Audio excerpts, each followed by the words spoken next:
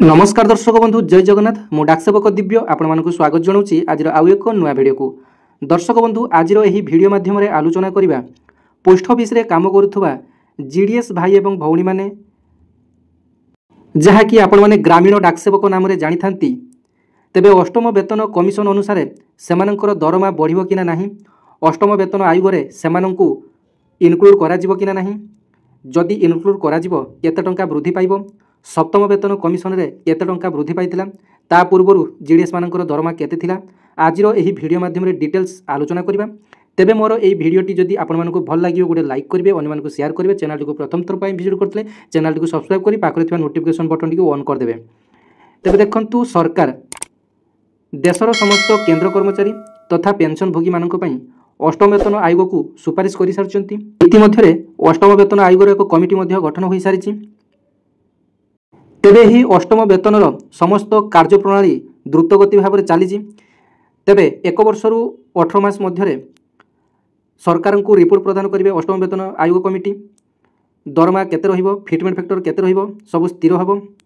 तेबे यह मध्य बड़ खबर आसी अष्टम वेतन आयोग रे पोस्टाल डिपार्टमेंट रो जो जीडीएस कर्मचारी मानकु नहीं।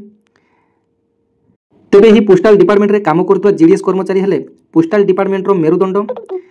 तेबे सेमानकर दरमा वृद्धि हेबो कि नाही सेमाने मध्य द्वंद्व रहिचंती, कारण सप्तम वेतन कमिशन रे मध्य सेमानकु इनक्लूड करा जाय नथिला। सेमानक पई 2018 मसिया रे स्वतंत्र भाव में एक कमिटी गठन करा जाय एक टीआरसी लेवलटी को चेंज करा जायथिला, जोंथिरे दरमाटी आपण मानकर डबल होई जायथिला। तेबे अष्टम वेतन कमिशन एबे लागू न हेले मध्य 2027 किंबा 2028 आपण मानकर लागू हेबा पई होई जाय पारे, किंतु पिछला भाव में 2026 जनवरी 1 भाव समस्त को दरमाटी मिलिबो। तेबे एथिरे केंद्र सरकार समस्त कर्मचारी एवं पेंशन भोगी माने उपकृत हेबे। तेबे एही पोस्टाल विभाग रे काम करथुवा जीडीएस मानको कोन एथिरे इनक्लूड करा जिवो। तेबे आज जहा कि रिपोर्ट आसीची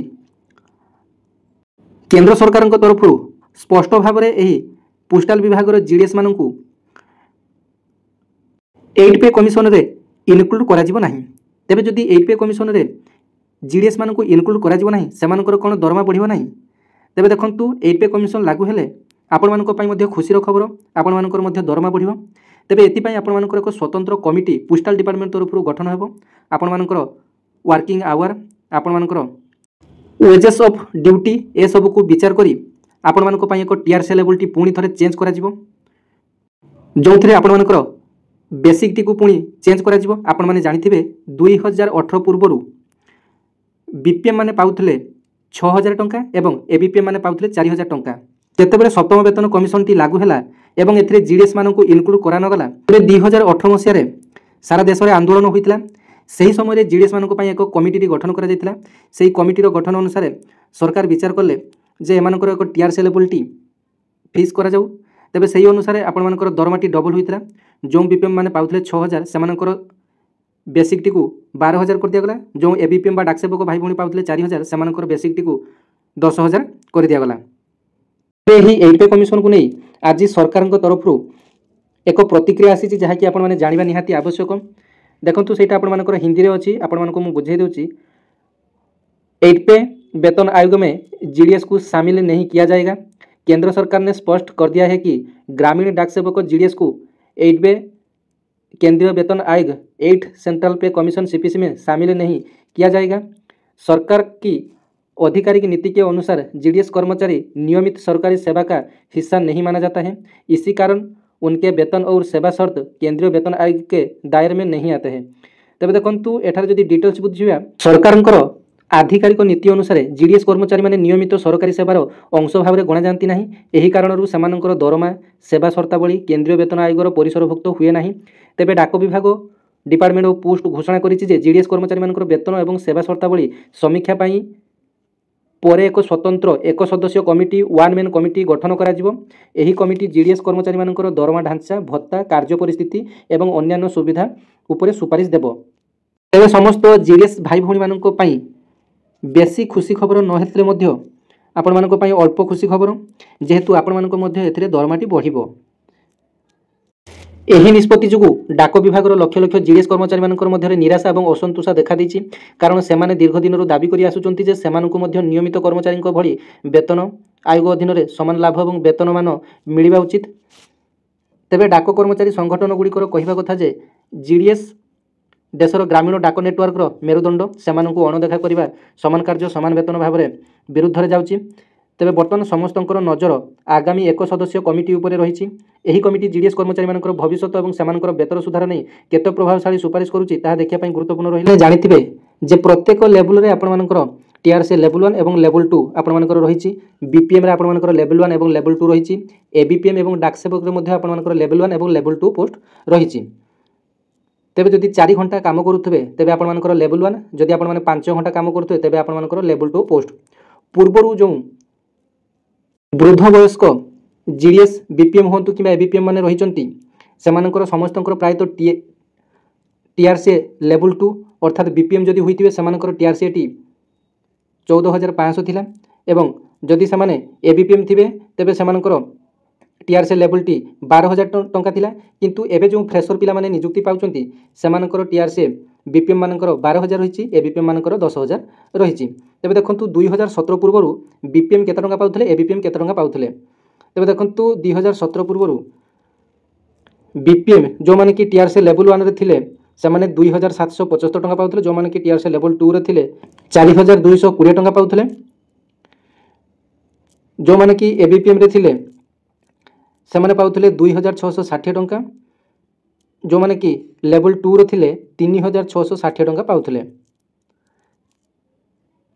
ଏବଂ 2018 ପରେ ସପ୍ତମ ବେତନ ଆୟୋଗ ଅନୁସାରେ ଏକ କମିଟି ଗଠନ କରାଗଲା। ସେ କମିଟି ଅନୁସାରେ ସେମାନଙ୍କର ଦରମାଟି ଡବଲ କରାଗଲା। ତେବେ ଦେଖନ୍ତୁ 2018 ପୂର୍ବରୁ ଜିଡିଏସ୍ ବେତନ ବିବରଣୀ ସଂରଚନା 6th ପେ ପୂର୍ବ ଟିଆର୍ସି ସଂରଚନାରେ 2018 ପୂର୍ବରୁ ଜିଡିଏସ୍ ବେତନକୁ TRC time related community allowance ଭାବରେ ଦିଆଯାଉଥିଲା। ତାହା ସେବା 3 ଘଣ୍ଟା, 3 ଘଣ୍ଟା 45 ମିନିଟ୍, 4 ଘଣ୍ଟା, 5 ଘଣ୍ଟା ଇତ୍ୟାଦି ପୋଷ୍ଟର ଭିନ୍ନତା ଉପରେ ନିର୍ଭର କରୁଥିଲା। ତେବେ ଆପଣମାନେ ଦେଖିଦିଅନ୍ତୁ ଏଠାରେ ଆପଣମାନଙ୍କର ଟିଆର୍ସି ସ୍ଲାବ୍ ପୂର୍ବରୁ କେମିତି ଭାବରେ ଥିଲା। 2,745ରୁ ଆରମ୍ଭ ହେଉଥିଲା, ଆପଣମାନଙ୍କର 4,245 ଟଙ୍କା 3 ଘଣ୍ଟା ୱାର୍କ ପାଇଁ ଆପଣମାନଙ୍କର ଥିଲା ବିପିଏମ୍ ମାନଙ୍କର ଦରମା। ସଂକ୍ଷେପରେ କହିବା ପାଇଁ ଗଲେ ବିପିଏମ୍ ମାନଙ୍କ ପାଇଁ ମାସିକ ଟିଆର୍ସି ପାଇଁ 2,775 ଟଙ୍କା ଠାରୁ ଆରମ୍ଭ କରି 6,470 ଟଙ୍କା ପର୍ଯ୍ୟନ୍ତ ବେସିକ୍ ପେଟି ଥିଲା। ଏବିପିଏମ୍ ଏବଂ ଡାକ ସେବକମାନଙ୍କ ପାଇଁ 2,660 ଟଙ୍କାରୁ ଆରମ୍ଭ ହୋଇ 5,180 ଟଙ୍କା ପର୍ଯ୍ୟନ୍ତ ବେସିକ୍ ପେଟି ଥିଲା। ସେବା ଘଣ୍ଟା ଯେତେ ବେଶୀ ବେତନ ସେତେ ବେଶୀ। ସେଥିପାଇଁ 2018 ପୂର୍ବରୁ ଗ୍ରାମୀଣ ଡାକ ସେବକଙ୍କର ବେତନ ବହୁତ କମ୍ ଥିଲା, ଯାହାକୁ 2018ରେ 7th CPCରେ ବୃଦ୍ଧି କରାଯାଇଥିଲା। ତେବେ ଏଥର ମଧ୍ୟ ଆପଣମାନଙ୍କର ଦରମା ବୃଦ୍ଧି ହେବ। ହୁଏତ ବିପିଏମ୍ ମାନଙ୍କର ଆପଣମାନଙ୍କର ଯେହେତୁ ସପ୍ତମ ବେତନ ଆୟୋଗରେ ଡବଲ କରାଯାଇଥିଲା, ଯେଉଁମାନେ କି ବିପିଏମ୍ ମାନେ 6,000 ପାଉଥିଲେ ସେମାନଙ୍କର ବେସିକ୍ ପେଟି 12,000 କରାଯାଇଥିଲା। ଯେଉଁ ଏବିପିଏମ୍ ମାନେ 5,000 ଟଙ୍କା ପାଉଥିଲେ ସେମାନଙ୍କର ବେସିକ୍ ପେଟି 10,000 ଟଙ୍କା କରାଯାଇଥିଲା। ଏବଂ ଦରମା ମଧ୍ୟ ବଢ଼ିବ, ଏହା ହିଁ ଯୁକ୍ତିଯୁକ୍ତ କାରଣ ଆପଣମାନଙ୍କର ସେତେବେଳେ ଡିଏ ଶୂନ ହୋଇଯାଇଥିବ। ତେବେ ଡିଏ ଯଦି ଆପଣମାନଙ୍କର ଶୂନ ହୋଇଯାଇଥିବ କେବଳ ମୂଳ ଦରମା ଆପଣମାନେ ପାଇବେ। ବର୍ତ୍ତମାନ ଆପଣମାନେ ବେସିକ୍ ପେ ଅନୁସାରେ ଏବଂ ଡିଏ ଅନୁସାରେ ଆପଣମାନେ ପାଉଛନ୍ତି। ଯେଉଁ ଫ୍ରେସର ବିପିଏମ୍ କିମ୍ବା ଏବିପିଏମ୍ ହୋଇଥିଲେ ଆପଣମାନେ ପ୍ରାୟତଃ 20,000 ପାଖାପାଖି ପାଉଥିବେ। ତେବେ ଯଦି ଆମେ ସପ୍ତମ ବେତନ ଆୟୋଗର ଜିଡିଏସ୍ ମାନଙ୍କର ଦରମା ବୃଦ୍ଧିକୁ ଦେଖିବା ତେବେ ଡବଲ ହୋଇଥିଲା। ତେବେ ଏଥର ମଧ୍ୟ ଆଶା କରାଯାଇପାରେ ଯେ ଅଷ୍ଟମ ବେତନ ଆୟୋଗରେ ମଧ୍ୟ ଆପଣମାନଙ୍କର ଡବଲ ହେବ, ଅର୍ଥାତ୍ ଯେଉଁମାନଙ୍କର କି ବେସିକ୍ 12,000 ରହିଛି ବର୍ତ୍ତମାନ, ତେବେ ସେମାନଙ୍କର ପ୍ରାୟତଃ 25,000ରୁ 30,000 ଭିତରେ ବେସିକ୍ଟି ସ୍ଥିର କରାଯିବ। ଏବଂ ଯେଉଁମାନେ କି ଏବିପିଏମ୍ ଡାକ ସେବକ ସେମାନଙ୍କର 20,000ରୁ 25,000 ମଧ୍ୟରେ ବେସିକ୍ଟି ଫିକ୍ସ କରାଯିବ। ତେବେ ଏହା ଡିପାର୍ଟମେଣ୍ଟର ଯେଉଁ କମିଟିଟି ଗଠନ କରାଯିବ ତା ଉପରେ ସମ୍ପୂର୍ଣ୍ଣ ନିର୍ଭର କରେ। ସପ୍ତମ ବେତନ କମିଶନ ଆୟୋଗ ଅନୁସାରେ ଡବଲ ହୋଇଥିଲା, ତେବେ ଆଶା କରାଯାଉଛି ଏଥର ମଧ୍ୟ ଡବଲ ହେବ, କାରଣ ଆପଣମାନଙ୍କର ଡିଆର୍ନେସ୍ ଆଲାଉନ୍ସ ସମ୍ପୂର୍ଣ୍ଣ ଜିରୋ ହୋଇଯାଇଥିବ। ତେବେ ଆପଣମାନଙ୍କ ପାଇଁ ଖୁସିର ଖବର ମଧ୍ୟ, ବେଶୀ ନହେଲେ ମଧ୍ୟ ଅଳ୍ପ ଖୁସିର ଖବର ଆପଣମାନଙ୍କ ପାଇଁ ମଧ୍ୟ ଏଥିରେ ଦରମା ବୃଦ୍ଧିର ପ୍ରସ୍ତାବ ମଧ୍ୟ ଆପଣମାନଙ୍କର ରହିଛି। ପୋଷ୍ଟାଲ ଡିପାର୍ଟମେଣ୍ଟରେ କାମ କରୁଥିବା ଜିଡିଏସ୍ ମାନେ ଏକ୍ସଟ୍ରା ଡିପାର୍ଟମେଣ୍ଟ ଅଫିସିଆଲ ଭାବରେ ଗଣା ହୋଇଥାନ୍ତି। ସେହି ଦୃଷ୍ଟି କାରଣରୁ ସେମାନଙ୍କର ନିଯୁକ୍ତିର ସର୍ତ୍ତାବଳୀ ଅନୁସାରେ ସେମାନଙ୍କୁ କେନ୍ଦ୍ର ସରକାରଙ୍କର ବା କେନ୍ଦ୍ର ସରକାରୀ ଆଖ୍ୟା ବା ଦର୍ଜା ଦିଆଯାଇ ନାହିଁ।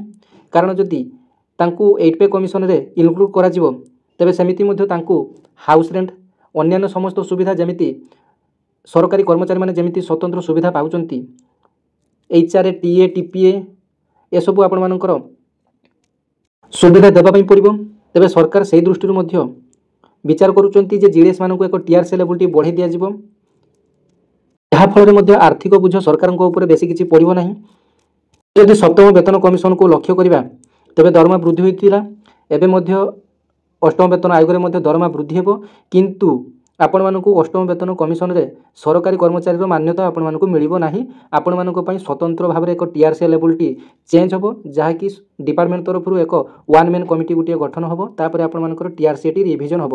ଯେମିତିକି 2016 ଜାନୁଆରୀ 1ରେ ସପ୍ତମ ବେତନ କମିଶନଟି ଲାଗୁ ହୋଇଥିଲା, କିନ୍ତୁ ଜିଡିଏସ୍ ମାନଙ୍କର ଦରମା 2018ରେ ଚେଞ୍ଜେସ୍ ଆସିଥିଲା। 2 ବର୍ଷ ପରେ ଜିଡିଏସ୍ ମାନଙ୍କୁ ସେମାନଙ୍କର କିଛି ମାତ୍ରାରେ ହକ୍ ମିଳିଥିଲା, ଯେମିତିକି ଦରମାଟି ବୃଦ୍ଧି ହୋଇଥିଲା।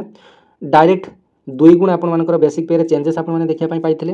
ପୂର୍ବରୁ ଯେଉଁ ଜିଡିଏସ୍ ବିପିଏମ୍ ଏବଂ ଏବିପିଏମ୍ ମାନେ ଥିଲେ ସେମାନଙ୍କୁ ପଚାରିବେ ଆପଣମାନେ କେତେ ଟଙ୍କା ଲେଖାରେ ଦରମା ଷ୍ଟାର୍ଟ କରିଥିଲେ। ଏବେ ଆପଣମାନଙ୍କ ପାଇଁ ମଧ୍ୟ ଖୁସିର ଖବର ଯେ ଆପଣମାନଙ୍କର ମଧ୍ୟ ବେସିକ୍ ପେଟି ଚେଞ୍ଜେସ୍ ହେବ। ବିପିଏମ୍ ହୋଇଥିଲେ ଆପଣମାନଙ୍କର 25,000 ରୁ 30,000 ବେସିକ୍ ପେଟି ଆପଣମାନଙ୍କର ରହିବ ଏବଂ एबीपीएम होता है 20,000 ରୁ 25,000 बेसिक पे रहा आपंकर डीएटी पुणी आपर प्रथम बढ़ी बढ़ी चलो जो मैंने कि बर्तमान इनक्रिमेंट पाई से दरमा बहुत वृद्धि हो जाकर मूल दरमा सहित इनक्रिमेंट मिसिब। तेबे यहाँ थी आपर अष्टम वेतन कमिशन को नहीं बड़ अपडेट जीडीएस मान दरमा मिल किंतु से सरकारी कर्मचारी मान्यता मिल ना। यहाँ डिपार्टमेंट तरफ आपण मानकर जितेबाला जॉइनिंग करुँच आपर निजुक्ति रिक्वायरमेंट क्राइटेरिया लिखाई आपने सिविल सर्वेंट आपने सिविल सर्वेंट हक आपने मागिपारे ना जहाँ किसी रिक्वायरमेंट गाइडलाइन थिला। तेबे यहाँ थी आपर डिटेल्स अपडेट। जदि वीडियो भल लगे गोटे लाइक करेंगे, शेयर करेंगे। धन्यवाद। जय जगन्नाथ।